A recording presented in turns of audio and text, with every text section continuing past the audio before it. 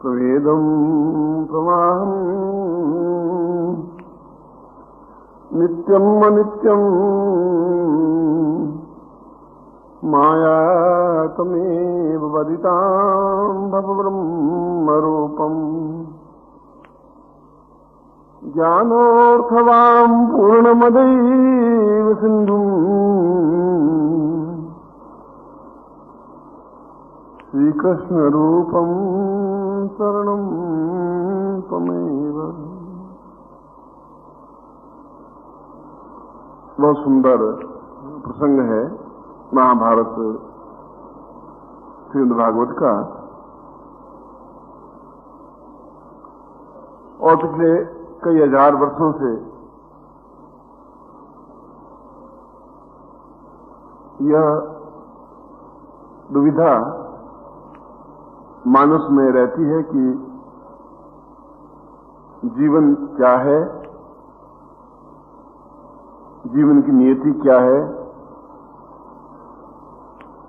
जीवन की अंतिम परिणति क्या है और जीवन को कैसे जीना चाहिए। ये चारों ही प्रश्न प्रत्येक व्यक्ति के मानस में मंथन करते रहते हैं, चाहे राक्षस हो, चाहे देवता हो, चाहे और किसी जीव हो।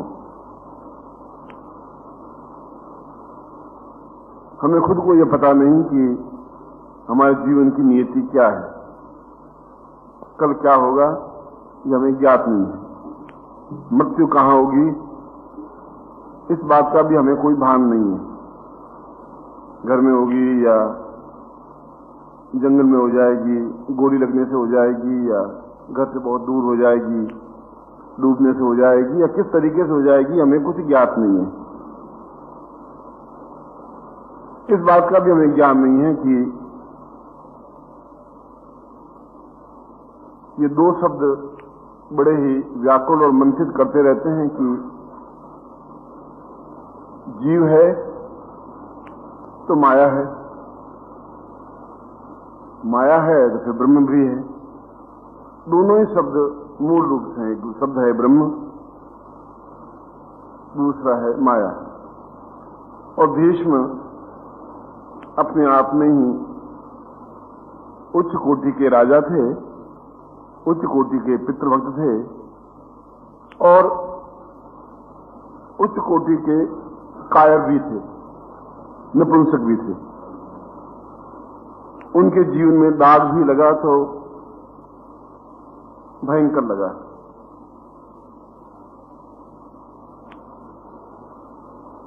उच्च कोटि के विद्वान थे इसलिए कि उन्होंने श्री कृष्ण के स्वरूप को पहचाना था और समझा था कि यही व्यक्तित्व अपने आप में ब्रह्म स्वरूप है। और कापुरुष इसलिए थे कि सभा में बैठे हुए और दुर्योधन दुशासन ने द्रौपदी को नग्न करना चाहा और चुपचाप बैठे रहे, शांत भाव से देखते रहे, गर्दन झुका दी। उससे बड़ा कायर भी व्यक्ति संसार में पैदा नहीं होता और उससे बड़ा ब्रह्म स्वरूप भी कोई पैदा नहीं हुआ, जानने वाला नहीं हुआ। इसलिए आने वाली पीढ़ियां भीष्म को क्षमा भी नहीं कर पाई कि इतना विद्वान होते हुए भी अपने सामने समाप्त हो जाना चाहिए था, कट जाना चाहिए था, मगर किसी अपनी पुत्र वधू को नग्न अवस्था में देखना और उसको रोकना नहीं, यह उसकी सबसे बड़ी कायरता थी। और इसी कमजोरी की वजह से उनकी जीवन की अंतिम अवस्था बहुत ही दुखदायी व्यतीत हुई। सूली के ऊपर टंगे रहे, सूली तो एक ही होती है, वो 1000 कांटों के ऊपर, सूलियों के ऊपर पड़े रहे, खून निकलता रहा, पछताते रहे, आंखों में से आंसू बहते रहे, मृत्यु हुई नहीं। और जितनी दारुण अवस्था में उनकी मृत्यु हुई उतनी और किसी महाभारत में किसी व्यक्ति की हुई नहीं। वह दोष उस पाप की वजह से। जो कुछ भी हम करेंगे उसका एक प्रभाव तो पड़ेगा ही, वो हमें कब झेलना पड़ेगा वह एक अलग बात है। यह तो एक इतर प्रसंग है, मगर उन्होंने कृष्ण को प्रश्न किया कि इसमें कोई दो राय नहीं कि आपने एक उच्च घर में जन्म लेकर के और साधारण घर में अपने जीवन को व्यतीत किया। राजा के घर में जन्म लिया, वासुदेव के घर में जन्म लिया और नंद और यशोदा जैसे सामान्य व्यक्तियों के यहां पले पोषे बड़े हुए।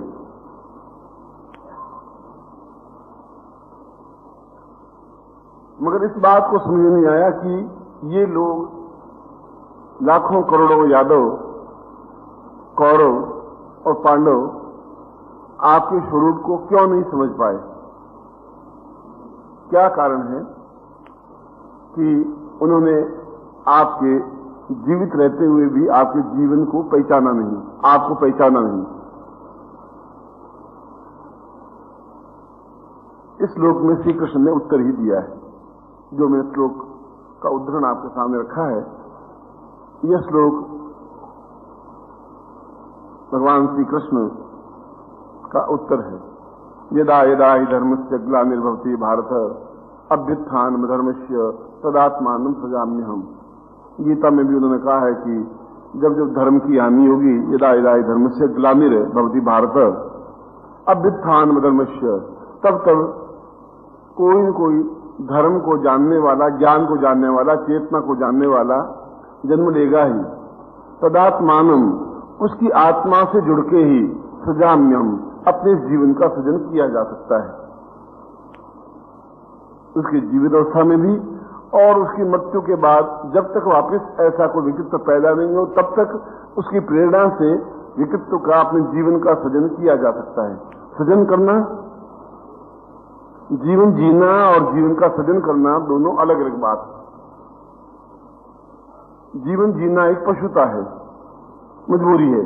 सांस ले रहे हैं, जिंदा है और चल रहे हैं, कमा रहे हैं और बच्चे पैदा कर रहे हैं और घूम रहे हैं, ऐसे आराम भी कर रहे हैं, दुख भी भोग रहे हैं और तकलीफ भी उठा रहे हैं, तनाव भी झेल रहे हैं और सांस को खींचते हुए चले जा रहे हैं।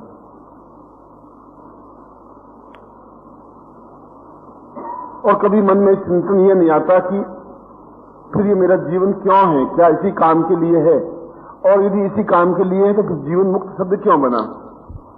इस जीवन में रहते हुए मुक्त कैसे हो जाएं। जीवन में तो रहे, क्योंकि जीवन का मतलब तो यह है कि भोजन करना, जीवन का मतलब यह है संतान पैदा करना, जीवन का मतलब यह है कि मृत्यु को प्राप्त हो जाना, सुख और दुख को अनुभव करते रहना। फिर जीवन मुक्त शब्द क्यों बना। या तो मृत्यु के बाद मुक्ति मिलती है, और यदि जिंदे जी ही मुक्ति मिल जाए, वह जीवन की श्रेष्ठ अवस्था कही जाती है। मृत्यु के बाद तो मुक्ति मिलती है या किसी आप वापिस जन्म ले लेते हैं, मैं इस बात का कोई चिंतन करता नहीं हूं। कृष्ण कह रहे हैं कि चिंतन इसलिए नहीं करते हैं कि दो कारणों से वे जीवन में चिंतन नहीं कर पाते। या तो उनको कोई सक्षम गुरु नहीं मिला जो उनको ठोकर लगा सके, समझा सके, एहसास करवा सके, बार बार उसको एहसास कराते हुए कह सके कि तुम ये सब कुछ जो कर रहे हो ये जीवन मुक्त अवस्था नहीं है। चिंतन क्या है, लक्ष्य क्या है, मुझे कहां पहुंचना है, वह मन में ध्यान रखते हुए अपने जीवन के रास्ते पर गतिशील बने रहे। और या फिर वे जानबूझते हुए अबोध हैं, अनजान हैं, और वे ऐसी स्थिति को प्राप्त करना ही नहीं चाहते। जो उस आनंद को प्राप्त नहीं कर सकते, जो उस जगह पहुंच नहीं सकते, वह उस जीवन का आनंद भी नहीं ले सकते। ऐसी स्थिति को माया कहते हैं। माया का मतलब है कि बार बार आदमी सोचता है कि नहीं, ईश्वर कुछ है, कुछ जीवन में चिंतन होना चाहिए, कुछ मुझे करना चाहिए, और दूसरे क्षण माया का आवरण फिर उसके ऊपर हो जाता है कि ये मेरे बेटा है, ये मेरी बेटी है, ये मेरे बाप है, ये मेरे भाई है, ये मेरे संबंधी हैं, और वापस उसी में डूब जाता है, लीन हो जाता है। और फिर दूसरे क्षण वापस सुबह जब पूजन करता है तो याद आता है कि ये सब तो बेकार है।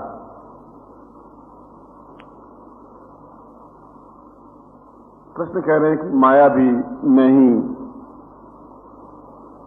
जीवों पर डालता हूं और माया के आवरण को भेदने का कार्य भी मैं ही करता हूं।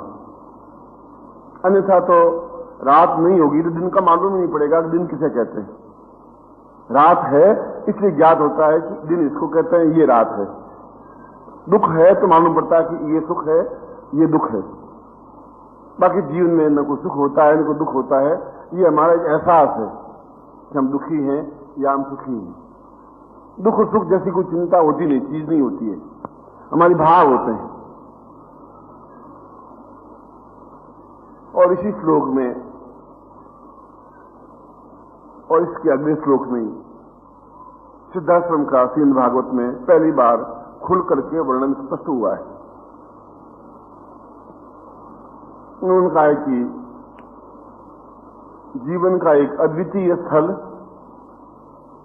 जीवन की एक उच्चतम स्थिति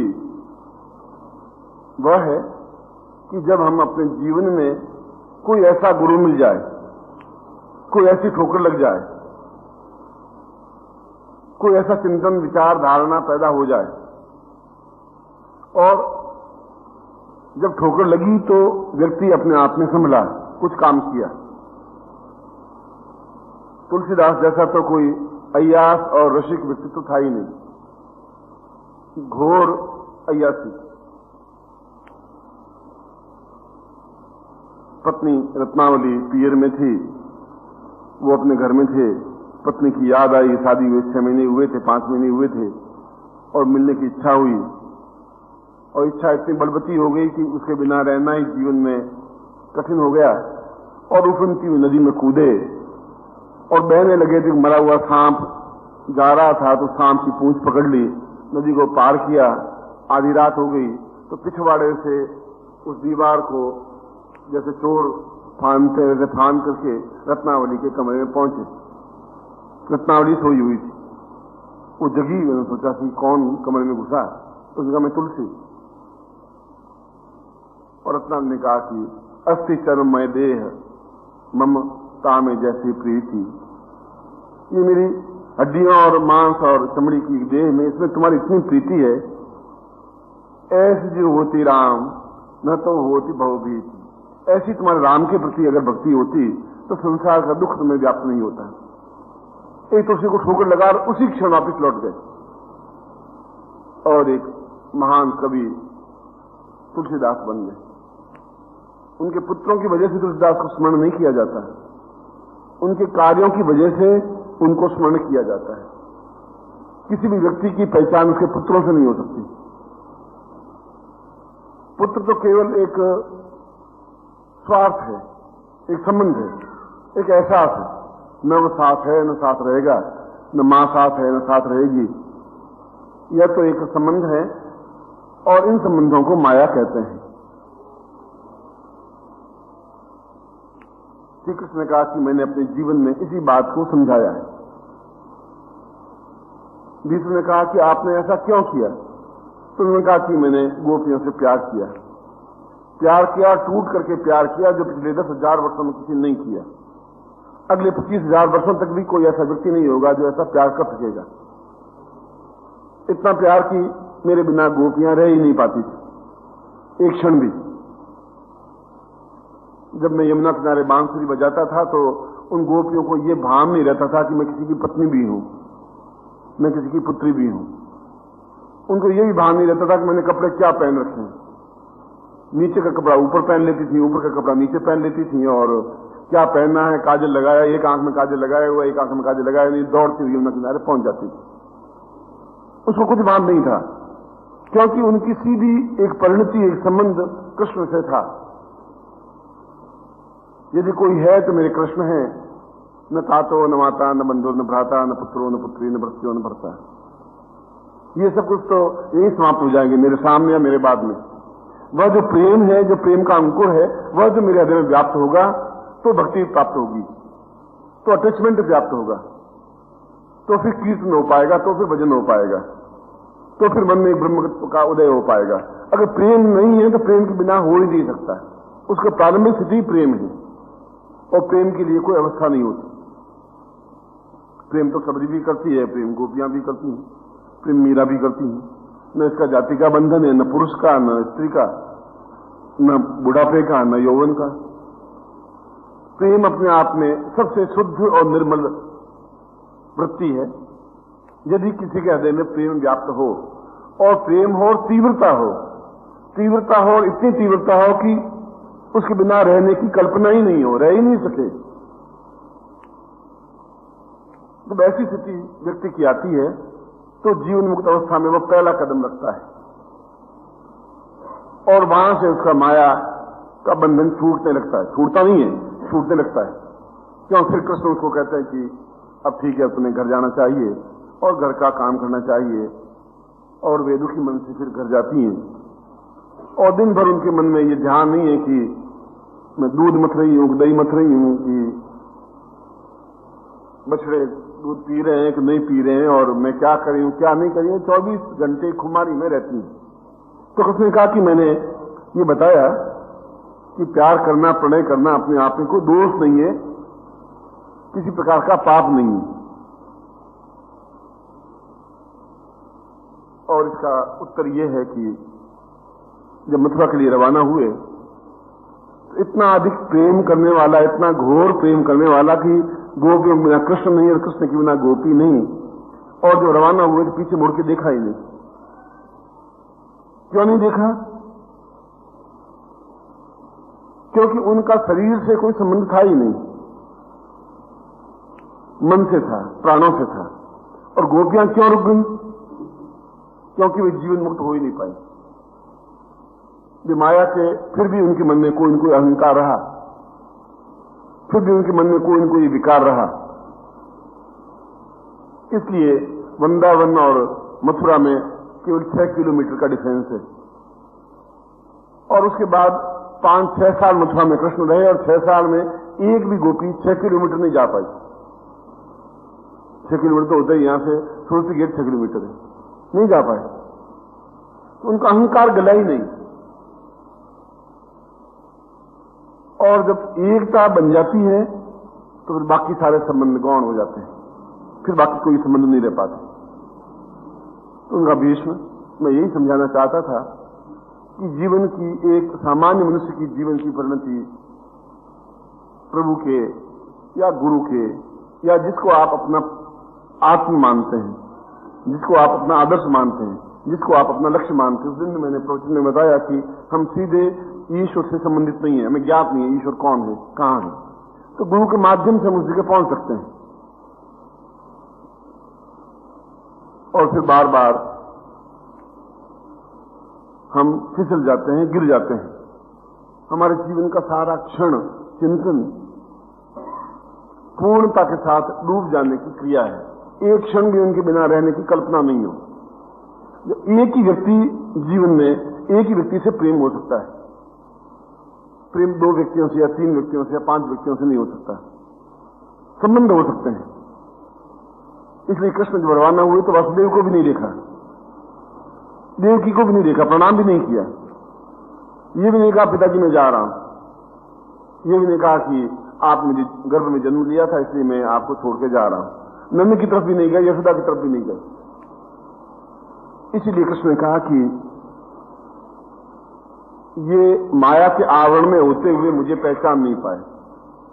और मैं बार बार समझाता रहा इनको। गीता का सारा सारभूत संक्षेप में अगर कहें तो केवल एक पंक्ति है गीता की, पूरे एक अध्याय से लगा के 18वें अध्याय तक, कि अगर कुछ नहीं हो सके तो सर्वधर्मान परित्यज्य माम एकम शरणम व्रज। तो सारे धर्म का मतलब हिंदू मुसलमान नहीं, तुम्हें जितने कर्तव्य में तुम छोड़ दे सब कुछ। अर्जुन तो ये सब बेकार की माथाफोड़ी कर रहा है। सर्वधर्मान का मतलब सर्व कर्मान परित्यज्य, ये सब छोड़ दे। जो कर रहा है मैं तुझे करवा रहा हूं, तू कर ले। ये मैं करवा रहा हूं। मैं तुझे कह रहा हूं तू खड़ा हो, युद्ध कर। मैं तुझे कह रहा हूं भीष्म पर तीर लगा। मैं तुझे कह रहा हूं कि द्रोणाचार्य पर तीर लगा। क्योंकि वे जीवन मुक्त हो जाएंगे। एक जगह अटक गए, एक ऐसी जगह अटक गए जहां से आगे बढ़ नहीं पा रहे, और मैं तुम्हारे पीछे खड़ा हूं। कर्म तो मैं करवा रहा हूं, तुम कुछ कर नहीं रहे हो। और अर्जुन फिर मोह में व्याप्त हो जाता है कि मैं ऐसा कैसे कर सकता हूं, क्या फायदा होगा, क्या लाभ होगा, क्या हानि होगी, उसके बाद मुझे क्या उपलब्धि प्राप्त होगी, फायदा चिंतन। तो कृष्ण कह रहे हैं तो इसमें अटका हुआ रह जाएगा, तुम अपने मां में, बाप में, भाई में, बंधु में, समुद्र में अटका हुआ रह जाएगा। करोड़ों व्यक्ति इसी में अटके हुए पड़े हैं और जीवन अपने आप का बर्बाद कर देते हैं। बर्बाद यूं कर देते हैं कि उनको अंतिम क्षणों में कुछ उपलब्धि होती ही नहीं। जब मृत्यु सामने आकर खड़ी होती है तो बहुत डरावनी होती है, बहुत भयानक होती है। और ये मृत्यु का वर्णन करना जीवन की न्यूनता है।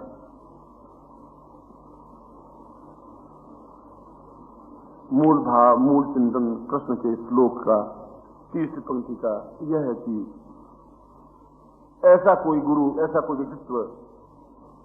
भीष्म कह रहे हैं कि भीष्म ने भी जब प्रार्थना की, सतसैया पर पड़े हुए, जब कृष्ण आकर के पूछा कि तुम कैसे हो, उनका जीवन में बहुत बड़ा कलंक मुझे लगा है जिसका मैं फल भोग रहा हूं।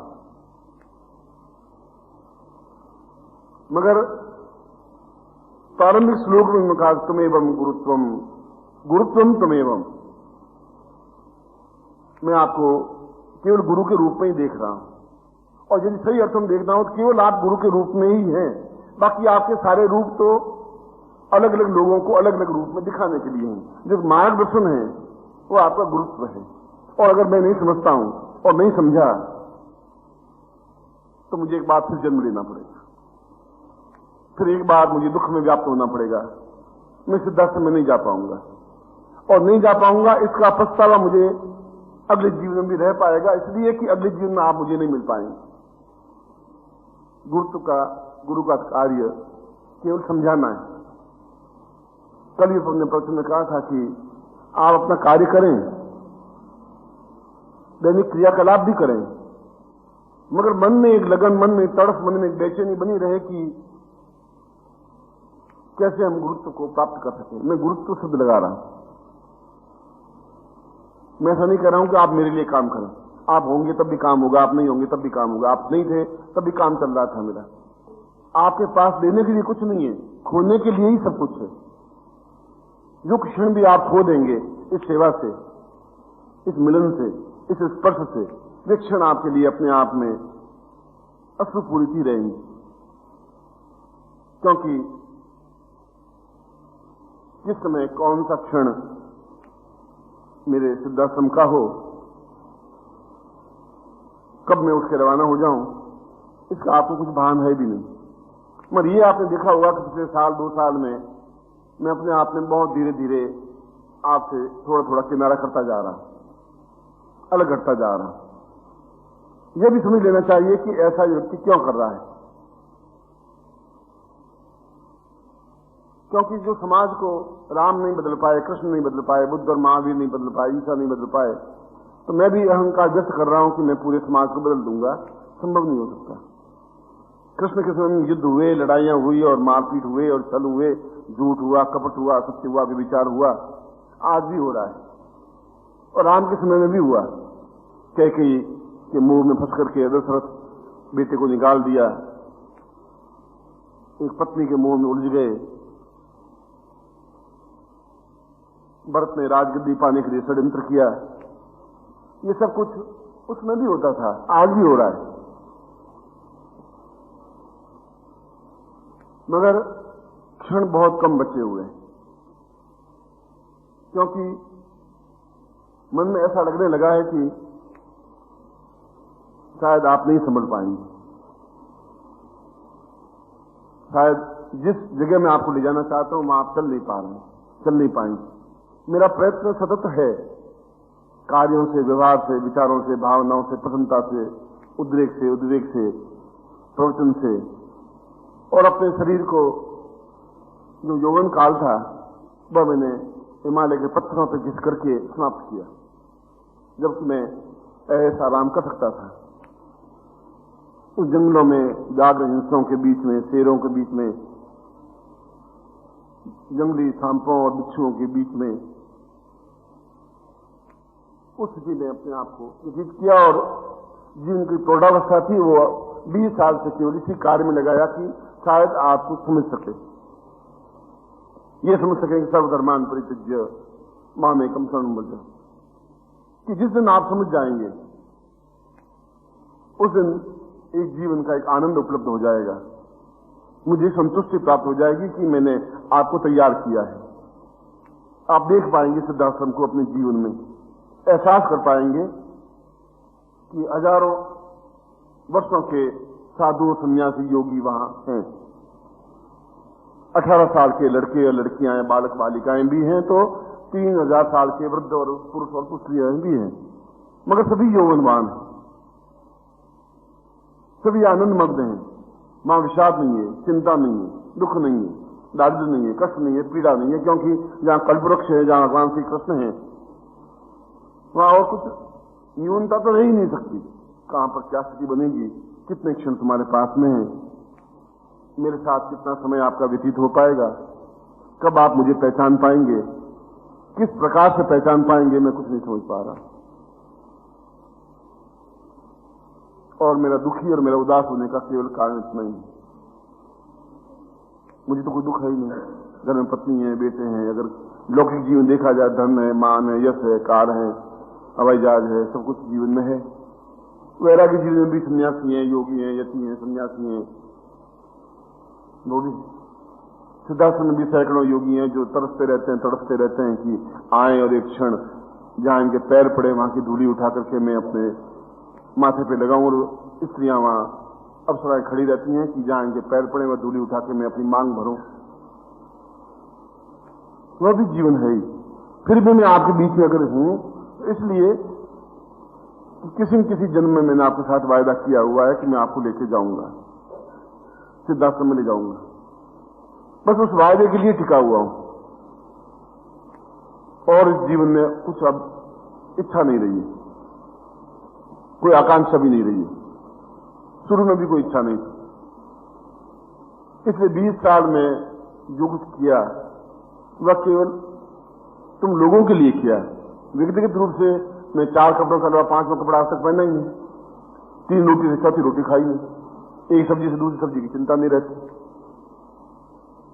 तो जरूरत क्या है मुझे? और जरूरत यह है कि इससे पिछले जीवन में भी आप मेरे शिष्य थे, मेरे प्रिय थे, मेरे प्रेम थे, प्रेमिकाएं थी, प्रेमी थे, संबंधी थे, भाई थे, बंधु जो कुछ भी थे, आपसे मेरे संबंध थे, उससे पिछले जीवन में भी थे।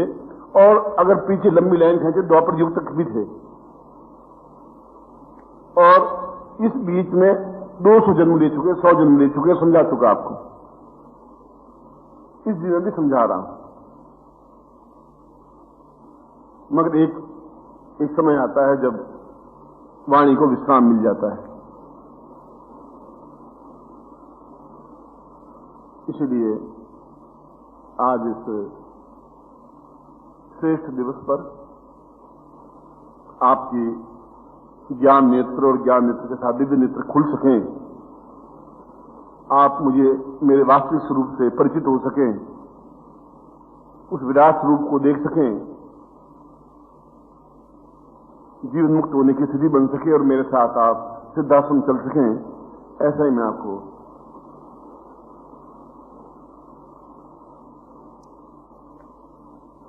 आशीर्वाद दे रहा हूं। आज मैं अपने संक्षिप्त प्रवचन सांख्योपनिषद से शुरू कर रहा हूं।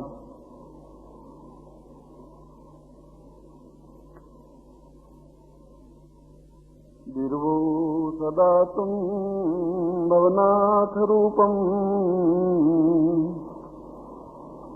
देवो न जानाति परितमेव न जानामि पूर्णं भव सिन्धुरूपम् ब्रह्मस्वरोमि भगवस्वरोमि। उन्होंने और जितने भी ऋषि हुए हैं, और ये कोई आवश्यक नहीं था कि ऋषि उस युग में ही पैदा होते थे और उसके बाद पैदा होना बंद हो गए। कि वशिष्ठ, विश्वामित्र, गर्ग, अत्रि, कणाद, पुलस्त्य और गौतम जैसे ऋषि पैदा हुए बाद में हुए ही नहीं हो, ऐसा कुछ भी नहीं। ऋषि तो अब भी होते ही हैं, मगर वे ऋषि तब होते हैं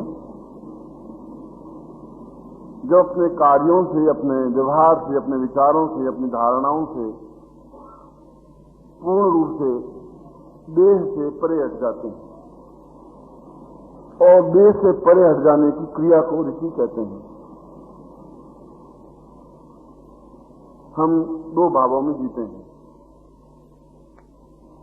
एक भाव हमारा देह है और ये बहुत महत्वपूर्ण भाव है और बहुत स्थूल भाव है। स्थूल भाव इसलिए है कि हमने देह को सब कुछ मान लिया, और जब देह को मान लिया तो तनाव पैदा हुआ, जब देह को मान लिया तो समस्याएं पैदा हुई, जब देह को मान लिया तो जीवन में प्रत्येक क्षण अपने आप में निष्क्रिय होता गया, क्योंकि देह की रक्षा करना जरूरी है। देह से देह उत्पन्न हुई तो उसकी पालन पोषण करना जरूरी हो गया। देह हुआ तो परिवार की चिंता शुरू हो गई, देह हुआ तो शादी की चिंता हुई, देह हुआ तो ये जीवन अपने आप में उस उलझन में उलझता हुआ पूरा जीवन समर्पित कर देता है। और ये जीवन समर्पण और जीवन समर्पित करना अपने आप में, जीवन समाप्त करना अपने आप में कोई नेशनल इवेंट नहीं है, कोई बहुत बड़ी घटना नहीं है। न तुम्हारा जन्म लेना कोई बहुत बड़ी घटना थी, न तुम्हारी मृत्यु अपने आप में बहुत बड़ी घटना होगी। ये शरीर आप जब जन्म लेते हैं वहां से लगा करके और मृत्यु या शमशान तक की यात्रा को इस शरीर की गति कहते हैं। आप चलते जा रहे हैं और निरंतर एक एक इंच आप मृत्यु की तरफ बढ़ते जा रहे हैं। यदि आपकी मृत्यु 25 साल 5 महीना 2 दिन 11 सेकंड बाकी थे, अब 10 सेकंड बाकी रह गए, अब 9 सेकंड बाकी रह गए, 12 सेकंड बाकी रह गए, और आप चाहें या नहीं चाहें, बैठे या चलें, आप निरंतर मृत्यु की ओर ही गतिशील हो रहे हैं। और एक क्षण ऐसा आएगा जब आपको मृत्यु दबोच लेगी, समाप्त कर देगी। जब 5 पांडवों में से धर्मराज यक्ष के पास पहुंचे और परीक्षा लेने के लिए यक्ष ने पूछा युधिष्ठिर को, धर्मराज को, कि संसार का सबसे बड़ा आश्चर्य क्या है? उन्होंने कहा कि इससे बड़ा आश्चर्य क्या हो सकता है कि हम निरंतर और नित्य लोगों को अर्थी पर जाते हुए देखते हैं, नित्य देखते हैं, और हम निश्चिंत हो जाते हैं कि हमारी तो मृत्यु होगी नहीं, हम तो जाएंगे नहीं इस प्रकार, और हम वापिस उसी क्रियाकलाप में व्यस्त हो जाते हैं जो निष्क्रिय है। आदमी मृत्यु को अपने सामने देखने के बावजूद भी संभलता नहीं है। इससे बड़ा आश्चर्य संसार में और कोई नहीं है। बुद्ध जैसा, सिद्धार्थ जैसा राजा, और जिसके पास धन, वैभव, यश, दास, दासियां और जितना अय्यास और विलासितापूर्ण जीवन सिद्धार्थ का था, उतना तो संसार में किसी का था ही नहीं। और वह जब एक दिन घूमने के लिए निकला, क्योंकि महलों से बाहर उसने कदम रखा ही नहीं था, निकला तो उसने एक वृद्ध को जाते हुए देखा, खांसी करते हुए। तो सारथी को पूछा कि ये क्या है, ऐसा डगमगाता क्यों चल रहा है? उन्होंने कहा, महाराज ये वृद्ध है, और धीरे धीरे जब वृद्धावस्था आ जाती है, झुर्रियां पड़ जाती हैं, चाल लड़खड़ाने लग जाती है, लाठी पकड़ने लग जाती है, ऐसा होता है। उसने कहा, सारथी क्या मैं भी ऐसा हो जाऊंगा? महाराज ये दिन तो होना ही, आज आप जवान हैं, आप यौवनवान हैं, दास हैं, दासियां हैं, नौकर हैं, चाकर हैं, मगर इतना होते के बावजूद भी यदि आप देहगत हैं तो एक दिन झुर्रियां पड़ जाएंगी आपकी भी, आप भी इसी प्रकार से हो जाएंगे। सिद्धार्थ को सड़क पे चलते चलते, उस रथ में चलते चलते ठोकर लगी, थोड़ा सा आगे गया तो एक राम नाम सत्य करती हुई अर्थी जा रही थी, और सिद्धार्थ ने फिर सारथी पूछा कि ये नई चीज क्या है, ये क्या जा रहा है? कि महाराज वृद्धावस्था के बाद में या किसी भी उम्र में आदमी मृत्यु को जब प्राप्त हो जाता है तो घर वाले उसको बांध करके और शमशान में ले जाके लकड़ियों में रख करके फूंक देते हैं, जला देते हैं। तो उसने सारथी कहा कि क्या मैं भी एक दिन मर जाऊंगा? तो मरना ही है महाराज आप, क्योंकि आप देहगत अवस्था में मृत्यु निश्चित है ही।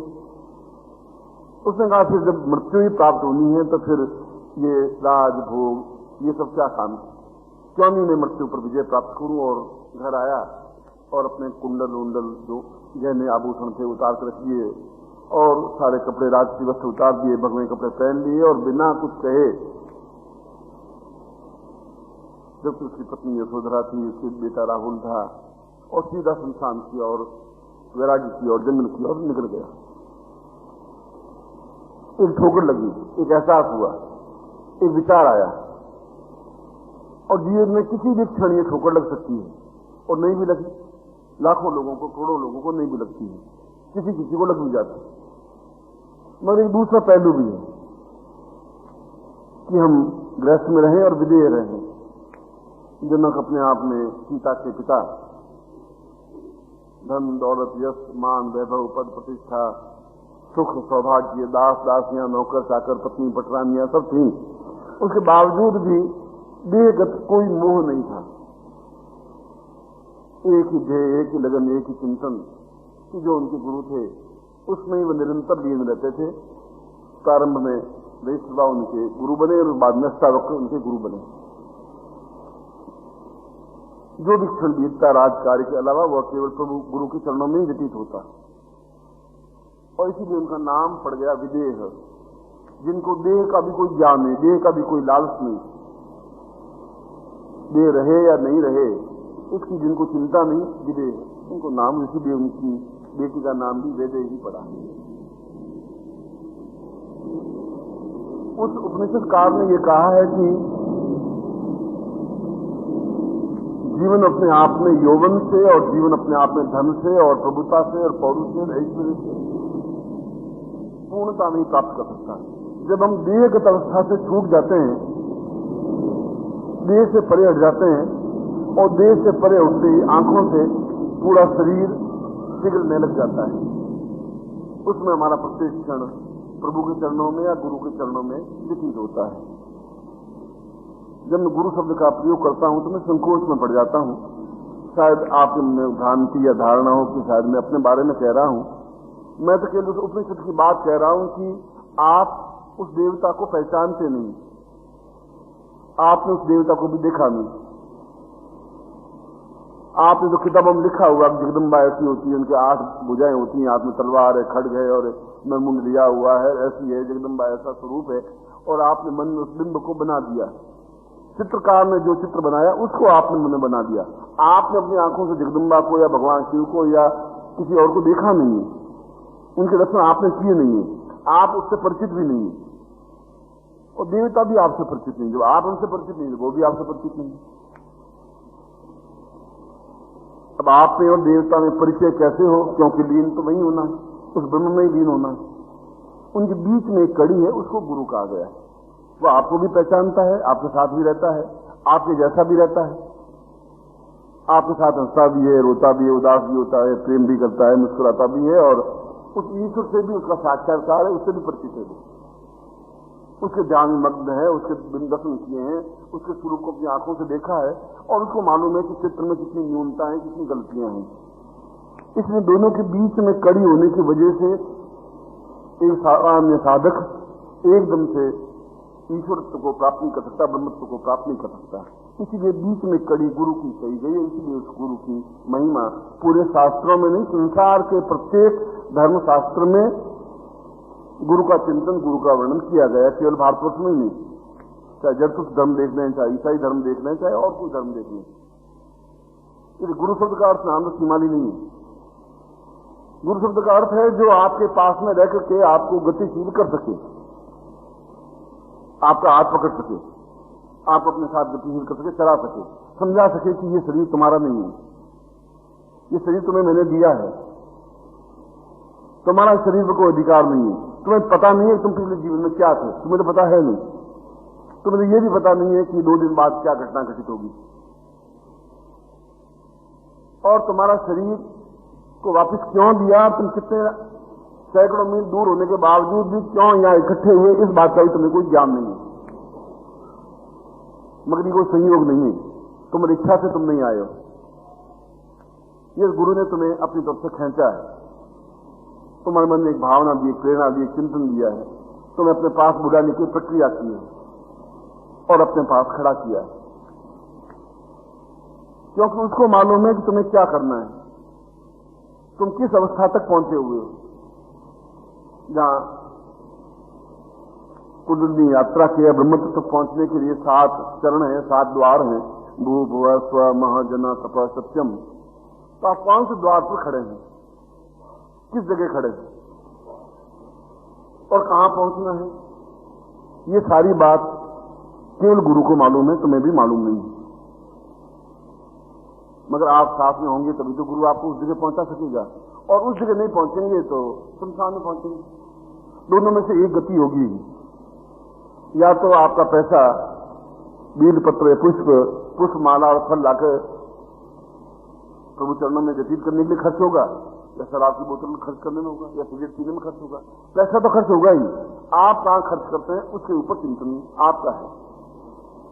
जीवन के क्षण तो आपके व्यतीत होंगे, आप गुरु के पास अपने जीवन के क्षण व्यतीत करेंगे, या पत्नी के पास, या व्यापार में, या नौकरी में, या कहां करेंगे।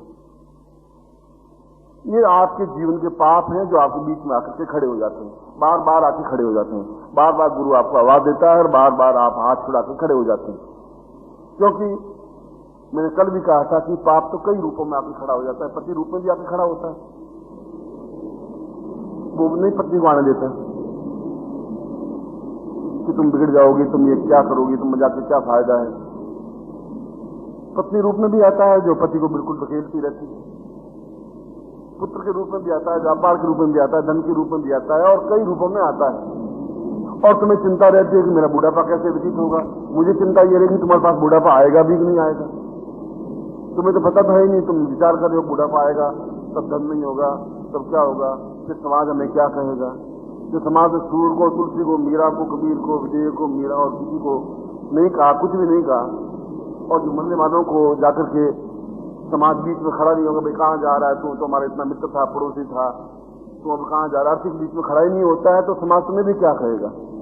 जब उस जाने वाले को नहीं कह रहा है, रोज हम देख रहे हैं, चाहे कर्जा मांग रहे हैं, चाहे ले रहे हैं या चाहे दे रहे हैं, मगर उस अर्थी के सामने तो कोई खड़ा होता ही नहीं। तो तुम्हारे सामने भी खड़ा समाज खड़ा नहीं होगा। हम केवल एक काल्पनिक भय से डर रहे हैं कि समाज क्या कहेगा, और पति क्या कहेगा, या पत्नी क्या कहेगी, या बंधु बांधव क्या कहेंगे, या स्वजन कहेंगे, और फिर बुढ़ापा आ जाएगा तो क्या कहेगा, और कल तकलीफ होगी तो क्या खाएंगे। और मैं चिंता करता हूं कि ये अकारण अपने श्वास खत्म करते जा रहे हैं, और कल ये शमशान में चले जाएंगे 2 साल, 10 साल, 20 साल, 25 साल, 50 साल बाद। तब मैं क्या करूंगा, मेरे पास तो कोई लक्ष्य रहेगा ही। और मैं अगर आपका हाथ पकड़ता हूं तो आप हाथ छुड़ा के भाग जाते हैं, और जाकर के फिर उसी खो में जाकर घुस जाते हैं जहां पर आप संतुष्टि अनुभव करते हैं। एक पिंजरे का तोता होता है, उसके पांवों में चांदी की पैंजनियां पहना देते हैं, और पिंजरे के अंदर रखते हैं, उसको हरी मिर्च खाने को देते हैं, अनार के दाने खाने को देते हैं, और बहुत खुश होता है। और घर वाले कहते हैं बोल मिट्ठू राम राम, तो बोलता है राम राम, क्योंकि बहुत खुश है उसमें, क्योंकि उसको अनार के दाने मिल रहे हैं। और जो ही आप उसको बाहर निकालें स्नान करने के लिए, तो एकदम से घबरा जाता है, फड़फड़ा जाता है कि अभी शायद बिल्ली आएगी, मुझे खा जाएगी। तुरंत कूद करके वापस पिंजरे के अंदर घुस जाता है, फिर उसको बाहर निकालता है, फिर कूद के अंदर घुस जाता है। एक स्नान कराने के उपक्रम में केवल 3 मिनट में वो 5 बार अंदर घुसता है, 5 बार उसको बाहर निकालते हैं। उस तोते को ज्ञात नहीं है कि आकाश में उड़ने का मजा क्या है, आनंद क्या है। आकाश में एकदम गतिशील होने का, पंख फैला करके उड़ने का आनंद, उपलब्धि क्या है, उस तोते को मालूम नहीं है। वह तो एक पिंजरे में ही खुश है, आप भी पिंजरे में खुश है, क्योंकि आकाश में तुमने उड़े नहीं कभी, उन्मुक्त भाव से जब उड़े ही नहीं, तुम्हें आकाश में उड़ने की जो आनंद है वो देखा भी नहीं। तुम उस हरी मिर्च में और अनार के दानों में खुश हैं और उसमें बड़ी प्रसन्नता अनुभव कर रहे हैं, और जो ही बाहर निकालने की कोशिश करता हूं फिर खुद करके आप उसमें घुस जाते हैं, फिर वापस निकालता हूं तो ये सब गड़बड़, ये क्या कर रहे हो तुम, मैं तुम्हारे साथ मेरे कोई एग्रीमेंट है, कुछ है अगले जीवन के, पिछले जीवन के संबंध में, तुम ये कर क्या रहे हो, फिर तुम एकदम से हाथ उड़ा फिर उसमें घुस जाते हो। मैं भी सोचता हूँ चलो पिंजरे में खुश है तो खुश है, मैं कर भी क्या सकता हूँ, 2 बार 4 बार 5 बार तो खेचूंगा, मैं अपना कर्म किए जाऊंगा, आप अपना कर्तव्य करते जा रहे हैं, रक्षा कसी दोनों तरफ से चल रही है, जीत आप रहे हैं, जीत आप इसलिए रहे हैं कि मैं जबरदस्ती आपके साथ नहीं कर सकता कुछ, ये जबरदस्ती का सौदा नहीं है, ये तो छाती में लात मारने का सौदा है, ठोकर मारने का सौदा है। मैं आपको छाती में लात तो मार सकता हूं, मैं आपका हाथ भी पकड़ सकता हूं, मैं आपको डांट भी सकता हूं, मगर पिंजरे में जाने से रोक नहीं सकता। और आपकी ध्येय, आपका लगन, आपका चिंतन हमेशा एक आपके बीच में पाप व्यक्ति खड़े हो जाते हैं, एक परिवार खड़ा हो जाता है, एक समाज खड़ा हो जाता है, एक आपका काल्पनिक भय खड़ा हो जाता है। कल क्या होगा, होगा जब देख लें, देश निकाला होगा नहीं और मौत होगी नहीं, तीसरे की चिंता है नहीं, और मिल जाएगी रोटी कहीं कहीं तो मिल जाएगी। वृंदावन आप देखें तो वृंदावन के श्याम बिहारी के मंदिर के सामने कम से कम 20 लोग ऐसे बैठे हैं जो अरबपति हैं, आप तो कुछ है ही नहीं, और मधुकरी भिक्षा से अपना जीवन यापन करें। उनके बेटे आते हैं कि हमारी बहुत बदनामी हो रही है पिताजी, घर में 20-20 कारें हैं, इतना नौकर है, आपने सब कमा करके आप हैं। मधुकरी वृत्ति कहते हैं कि जो मंदिर से बाहर आए जो प्रसाद दे या कोई चीज दे उसको खा ले, मांगे कुछ नहीं, उसी से जीवन यापन करे, उसको मधुकरी वृत्ति कहते हैं। वे अरबपति बहुत खुश हैं, और ऐसे कई 20, 25, 50, 5, 10, 15, 20 बैठे हैं, बेटे बहू आते हैं, हाथ जोड़ते हैं, साल में 1-2 बार आते हैं, और वो भी सोचते हैं बुढ़ा बैठा है तो ठीक बैठा है, मगर ऊपर से तो करना पड़ता है क्योंकि और समाज साथ में, पिताजी आप घर चलिए, आप ये क्या कर रहे हैं, उनसे ये घर चला नहीं और फिर हेडेक पैदा करेगा सारा, और फिर कोई पार्टनरशिप में हाथ डालेगा, यहीं बैठा रहना ठीक है, मगर कहना जरूर पड़ेगा। पत्नी भी कहती है तुम्हारे बिना मैं जिंदा नहीं रह सकती, मर जाऊंगी, एक क्षण भी जिंदा है। आप 2 घंटे लेट आते हैं तो मेरे प्राण निकलने लग जाते हैं, और तुम शमशान जाते हो तब तो मरती नहीं, प्राण निकलते नहीं उसके, वो तो हाथ 2 करके पीछे पड़ करके वापिस घर आकर के बैठ जाते। फिर वो प्राण निकल रहे थे, 1 घंटे पर बाद एकदम समाप्त होने वाली थी, तुम प्राण प्यारी हो मेरी, तुम दिल की धड़कन हो, वो कहां दिल की धड़कन, वो तो गई, तुम तो वापिस 6 महीने बाद शादी कर ली वापिस, वो धड़कन होगी तुम्हारी कहां, मैं कहना पड़ता है, क्योंकि वो प्राण प्यारी कहती है तो बहुत खुश होती है कि बस मैं इनकी प्राण प्यारी हूं, वो उनको कहते तुम चरणों की दासी हूं मैं तुम्हारी, वो बहुत खुश है कि मेरे चरणों की दासी है, न कोई चरणों की दासी है, न कोई प्राण प्यारी है, न कोई प्राण प्यारे हैं, ये केवल कहने ही पड़ते हैं, क्योंकि उन शब्दों के तुम अभ्यस्त हो चुके हो, हैबिचुअल हो चुके हो, तुम बहुत खुश हो, और मैं भी बहुत खुश हूं कि तुम्हारे चरणों की दासी तुम्हें मिल गई, वो तुम्हें प्राण प्यारा मिल गया, दोनों अपने एक दूसरे में खुश है, तू मुझे अल्लाह कहे, मैं तुझे खुदा कहूं, दोनों पसंद। मगर ये तो एक रास्ता नहीं है, ये जीवन आनंद का रास्ता है, दुख का रास्ता है, ये तनाव का रास्ता है। रहना चाहिए विदेश की तरह रहें।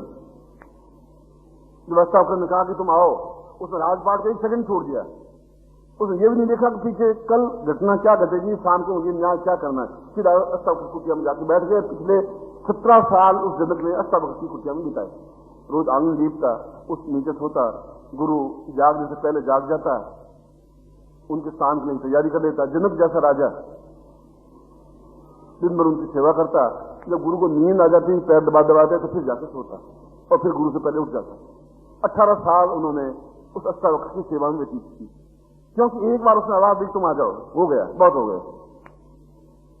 उसमें उसको मोह नहीं था, मोह होता तो कहता महाराज थोड़ा और ठहर जाओ, थोड़ा मेरी बेटी को बेटा हुआ नहीं, अभी तो जंगल में घूम रही, वनवास में घूमे, आ जाए, फिर राजगद्दी पे बैठ जाए, देख लूं, एक बार आंखों देख लूं, फिर 1-2 बेटे उनके हो जाएं तो इस समस्या से मुक्त हो जाऊं, और कोई पत्नी के भी प्रति कर्तव्य हैं, ये सब काम है, 2 साल बाद आ जाऊंगा। ऐसा करने वाला नहीं आ सकता। कहा और रुके वह शिष्यत्व नहीं बन सकता, कहा और किया नहीं वह भी शिष्यत्व नहीं बन सकता। और मुझे तुमसे कोई जरूरत है भी नहीं, क्योंकि मैं खुद समर्थ हूं, कमाने में भी, खाने में भी, और पाप में दबाता नहीं। ऐसे मुझे कोई याचना है नहीं तुमसे, न तुमसे मुझे कुछ लेना है, मैं प्रवचन करने के बाद में कोई मुझे दक्षिणा मिलेगी नहीं, मगर तुम्हारे मेरे बीच में एक संबंध है, एक आत्मीय संबंध, एक प्राणों के संबंध है। मैं भी ग्रस्त में रहता हूं, और पत्नी हरदम आशंकित रहती है कि इस आदमी का कोई भरोसा नहीं, यहाँ रहेगा दिल्ली चला जाएगा, दिल्ली नहीं चलेगा और चला जाएगा, मिलेगा नहीं मिलेगा, बोलेगा नहीं बोलेगा। यहाँ रहते हुए भी कई बार नहीं बोलता हूँ, दिन में 24 घंटा में 2 अक्षर बोलता हूँ। वो अपना काम करती, मैं अपना काम करता हूँ, कभी बोल जाता हूँ तो बोल लेता हूँ। मोहग्रस्तता नहीं है, एक कर्तव्य परायणता है। मैं भी आपको कहता हूँ कर्तव्य परायणता है, मगर दुर्भाग्य मेरा यह है कि फिजिकली गुरुदेव को जब भी मैं कहता हूं तो बुलाते नहीं है, लोग इसमें तुम वहीं रहो अभी। और तुम्हारा सौभाग्य इसलिए है कि तुम गुरु के चरणों में बैठ सकते हो, फिजिकली उनको देख सकते हो, उनसे बात कर सकते हो, सुन सकते हो। तुम्हारे मेरे बीच में यही एक न्यूनता है। बस क्यों मुझे नहीं सिद्धाश्रम में आकर के स्थायी रूप से बैठने देते, कि वही जाने, क्योंकि संसार में तीसरी जगह सिर मेरा झुकता नहीं है, प्रभु के सामने झुकता है या गुरुदेव के सामने झुकता है। इस एक मेरी चिंता भी नहीं है। यदि वो इसी से मैं कहें तो मैं शायद यहीं से निकल करके रवाना हो जाऊंगा, इस घर की तरफ देखूंगा भी नहीं। ये तो अपने अपने भाग्य की बात। इसीलिए सांस के उपनिषद ने कहा है कि हमारे सारे सांस बेकार हैं, व्यर्थ हैं, जो हम सांस ले रहे हैं। जो सांस उनकी सेवा में व्यतीत हो गया वही हमारे श्वास है, जो हाथ उनकी सेवा में व्यतीत हो गए वही हमारे हाथ में, जो कंठ हमारे से उनकी सेवा में व्यतीत हो गया वही हमारे कंठ है, जो क्षण उनकी सेवा में व्यतीत हो गए वही हमारे क्षण। जीवन का अपने शरीर पर गर्व करना या मैं बहुत कुछ हूं या मैं सेवा कर रहा हूं, इससे बड़ा अहंकार तो जीवन में कुछ होता ही नहीं। तुम कुछ करते ही नहीं हो, वो करवा रहा है, वो अपने चरणों को स्पर्श करवा रहा है। ये तुम्हारा तकदीर है, सौभाग्य कि वो अपने चरणों को स्पर्श करने दे रहा है। सुबह सुबह जब भगवान का मुझे पूजन करना चाहिए, तब मैं अपना पुण्य के कुछ क्षण में आपको दूं, तो आप खुद सोचिए कि यह देने की क्रिया है, यह मेरी एक श्रेष्ठता है, यह मेरा एक गुरुत्व है कि मैं आपको चरणों को स्पर्श सुबह सुबह करने देता हूं। कोई आपका अधिकार नहीं है, कोई मेरी व्यवस्था भी नहीं, मगर मेरा कर्तव्य है। जिंदगी भर पत्नी पति के चरणों को स्पर्श नहीं करती, नहीं करती, कोई जरूरी भी नहीं। यदि उसमें देवत्व है तो चरणों को स्पर्श करें, राक्षस सत्य है तो कहां से करेंगे? जब मोहग्रस्त होगा तो उसमें ब्रह्मत्व ही नहीं है। इसलिए इस श्लोक का मूल तात्पर्य चौथे पंक्ति में यह कहा है कि क्या संबंध होना चाहिए गुरु और शरीर, गुरु और शिष्य के बीच में? गुरु और शिष्य इतना एक दूसरे से मिल जाए कि बीच में से हवा भी नहीं निकले। हवा भी निकलती है तो गैप है, दूरी है, और वह दूरी अपने आप में एकाकार भी होने देती। बीच में से हवा निकलने का भी कोई रास्ता नहीं हो, बिल्कुल एक दूसरे में समा जाए, उनको नहीं देखे बिना एकदम से दिल में बेचैनी पैदा हो जाए, तड़प पैदा हो जाए, नहीं रह सके, विह्वल हो जाए, भाव विह्वलता आ जाए, एकदम से अपने आप में बिखरने लग जाए, ऐसी स्थिति आए तो समझना चाहिए मैं शिष्य हूं। और वो अपने आगोश में, अपने दोनों बाहों में, अपने जीवन में उसको उतार ले, वह गुरुत्व, वह प्रभुत्व है, वह देवत्व है। चाहे भक्त और भगवान की बात कर लीजिए, चाहे गुरु और शिष्य की बात कर लीजिए, चाहे और किसी रूप में बात कर लीजिए।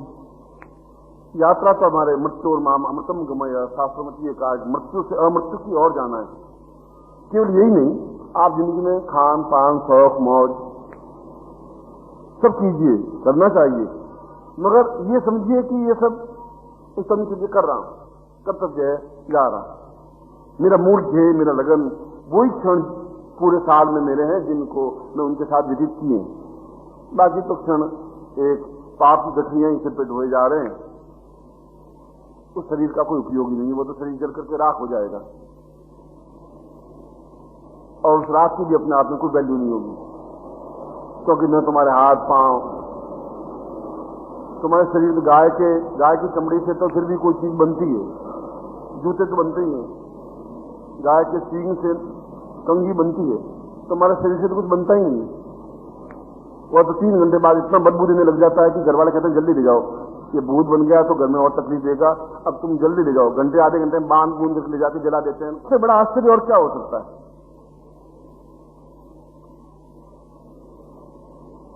ऐसा कहकर के मैं आपको परिवार से विमुख नहीं कर रहा हूं, ऐसा कहकर मैं ये कह रहा हूं कि जब आवाज तुम्हें सुनाई दे तब तुम्हारे पांव रुके नहीं। जब तुम्हें तुम्हारी आवश्यकता हो तो तुम्हारे पांव रुक गए तो तुम्हारे जैसा व्यर्थ शिष्य नहीं हो सकता। उस क्षण तुमने कल्पना कर ली कि मैं जाऊंगा नहीं जाऊं, उस समय तुम शिष्य नहीं बन सकते। मुझे याद है संन्यास जीवन में भैरवानंद का मैंने एक लेख कहीं लिखा था। लिखना है उन शिष्यों के बारे में जो मेरे साथ कई रहे, उनमें से कई अद्वितीय शिष्य रहे हैं। आज भी हिमालय में भैरवानंद का बड़ा नाम है। बद्रीनाथ से आगे नर नारायण पर्वत है, आप बद्रीनाथ गए हो तो वहां पर मैं बैठा हुआ था और करीब 3 बजे की बात थी और वो 2-3 साल से पीछे लगा हुआ था कि मैं आपका शिष्य बनूंगा और आपका शिष्य बनूंगा तभी चैन लूंगा। मैं कहता जब योग होगा तो बन जाएगा। जहां भी हम शिष्य और मैं जाते तो वो साथ साथ चलता रहता, यदि कभी नहीं। और उस समय मैं तपस्या से आपूरित था भी। तपस्या से आपूरित का मतलब होता है कि 24 घंटों में 20 घंटा साधना तपस्या करना। अब 24 घंटों में 2 घंटा साधना तपस्या होती है, बाकी आपकी साधना तपस्या आपकी होती है। आपकी सेवा करते रहते हैं, चाहे पत्रिका के माध्यम से, चाहे किताबों के माध्यम से, चाहे मिलने के माध्यम से। उसमें 24 घंटों में 20 घंटे मेरे खुद के कार्यों में उस साधना में व्यतीत होते थे। बस ये गैप था। तो हम बैठे थे प्रसन्नता के मूड में, बहुत बातचीत चल रही थी, सारे शिष्य बैठे थे 5-6 हजार। और उसने फिर आकर के निवेदन किया कि अब आप मुझे दीक्षा दे दें, यदि उचित पात्र हूं तो आप देख लें। मैं कहा तो उचित पात्र है तो छलांग लगा दो। मुझे ऐसा मालूम नहीं था कि छलांग लगा दे। मैंने इधर मुंह से कहा छलांग लगा दे, फिर लड़ाम से छलांग लगा दे। एक क्षण का विलंब नहीं। और मैं मन में बड़ा ग्लानि पश्चाताप से एकदम पूरी होकर मैंने क्या कर दिया मैंने, ये इसने क्या कर दिया। शिष्यों को दौड़ाया नीचे तो वो करीब 200 मीटर नीचे गिरा हुआ, पड़ा हुआ, क्षत हो गया था। शरीर से लगे मरा तो नहीं था, मगर शरीर से काफी कुछ खरों से बरों से आगे की झाड़ियों की पत्थरों से उसको उठा करके लाए। और मैंने बताया कि उसमें तपस्या से आपूर था तो उसके शरीर का हाथ फेरा तो वापिस बिल्कुल स्वस्थ होकर खड़ा हो गया। मगर तुम बैठो, आज तुम्हें दीक्षा देने का सही समय आ गया। क्योंकि कहा और किया बीच में एक सेकंड का भी अंतर नहीं दिया। उसमें तो उस सांख्योपनिषदकार की उस व्याख्या कर रहा था कि गुरु और शिष्य का संबंध आप कहीं भी रहें, मगर इस बात का ध्यान रहे कि हमारे जीवन के क्षण उस सिद्धाश्रम में पहुंचने का है, उनके साथ जहां मृत्यु नहीं है, जहां दुख नहीं है, जहां कष्ट नहीं है, जहां नित्य यौवन है, जहां वृद्धावस्था है ही नहीं, जहां तनाव नहीं है, जहां विचार नहीं है, जहां आनंद ही आनंद है, जहां उल्लास है, जहां आज भगवान श्री कृष्णचंद्र वहां बैठे हैं और आप फिजिकली उनके पास बैठ करके उनके मिल सकते हैं, बात कर सकते हैं। आज वशिष्ठ है, विश्वामित्र है, गर्ग है, अत्रि है, और उर्वशी है, रंभा है, मेनका है, देवता है और भगवत्पाद स्वामी सच्चिदानंद जी। वह यात्रा है। और यदि इस यात्रा में मेरे रहते हुए भी आप नहीं कर पाएंगे तो अगली 500 पीढ़ियां भी नहीं कर पाएगी। फिर 2500 साल बाद ही कोई पैदा होगा, शायद फिर उनको कोई कह पाएगा। कितनी पीढ़ियां बीत जाएंगी उसकी कल्पना की जा सकती है।